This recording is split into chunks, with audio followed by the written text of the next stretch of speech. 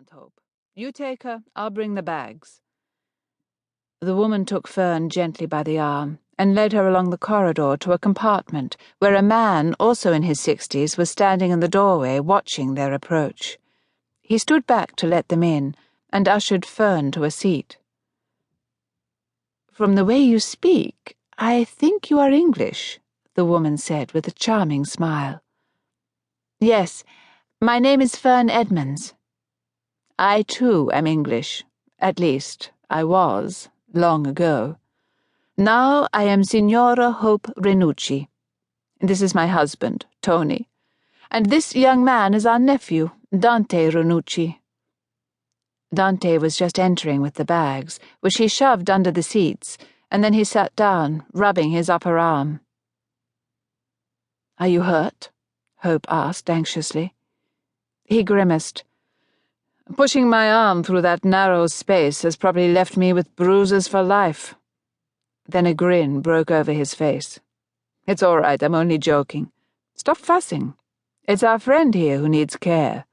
Those platforms are hard." "That's true," Ferne said ruefully, rubbing her knees through her trousers. "Would you like me to take a look?" he asked hopefully, reaching out a hand. "No, she would not," Hope said, determinedly forestalling him. "Behave yourself. In fact, why don't you go to the restaurant car and order something for this young lady?" She added sternly, "Both of you."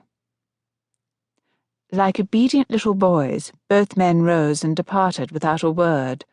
Hope chuckled. "Now, Signorina. It is Signorina." "Signorina Edmunds, but please, call me Ferne. After what your family has done for me, let's not be formal." "Good.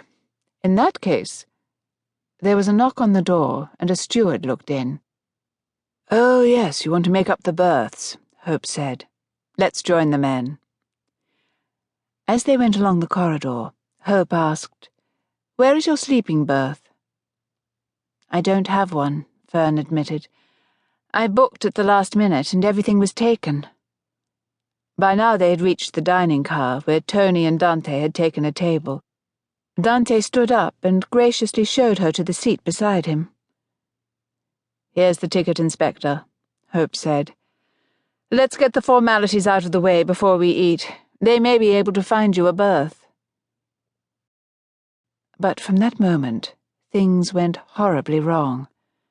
As the others showed their paperwork, Ferne scrabbled hopelessly in her bag, finally facing the terrible truth. "It's gone," she whispered.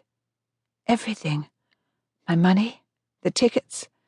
They must have fallen out when I fell on the platform." Another search produced no result. Disaster. "My passport's gone too," she gasped. "I've got to go back." But the train was now travelling at full speed. "It doesn't stop until Naples," Hope explained.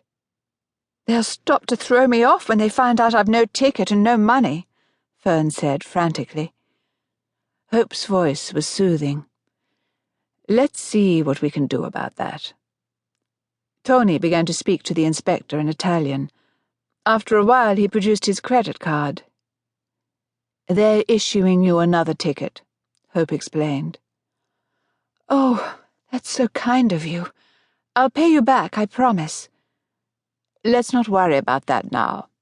First, we have to find you a berth." "That's easy," Dante said. "My sleeping car is a double, and I'm only using one berth, so—" "So Tony can come in with you, and Ferne can come in with me," Hope said, beaming. "What a splendid idea." "Actually, Aunt, I was thinking—" "I know what you were thinking, and you should be ashamed." "Yes, Aunt. Anything you say, Aunt." But he winked at Ferne, and she couldn't help being charmed.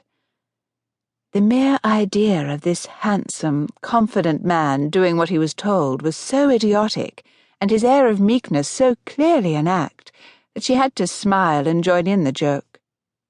The inspector exchanged some more words with Tony before nodding and hurrying away. "He's going to call the station now, and tell them to look out."